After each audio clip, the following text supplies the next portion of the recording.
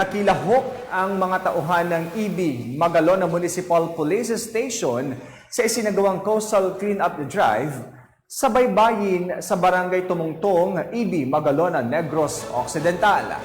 Mag-uulat dyan si Pacho Woman Andrea Dominic Di Palubos. Nakilahok ang mga tauhan ng EB Magalona Municipal Police Station sa Coastal Cleanup Drive sa Barangay Tumungtong, EB Magalona, Negros Occidental nitong umaga ng ika-22 ng Abril taong kasalukuyan.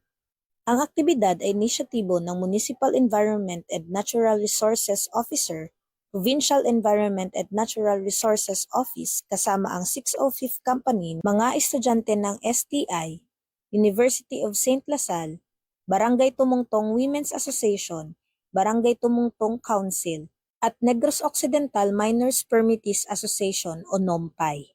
Ang Coastal Cleanup Drive activity ay bahagi ng isa sa core values ng PNP na makakalikasan at bahagi din sa pagunita ng Earth Day na kung saan ay pinulot ng mga kalahok ang mga nakakalat na basura sa baybayin na maaaring makapinsala sa karagatan, gayon din sa mga residente ng nasabing lugar at nakalikom ng kabuoang 30 sakong basura.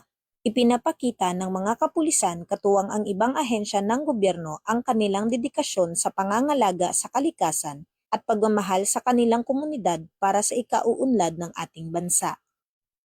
Mula dito sa Police Regional Office 6, ako ang inyong PNN correspondent, Patrolwoman Andrea Dominic Di Palubos, alagad ng batas, tagataguyod ng Balitang Pulis.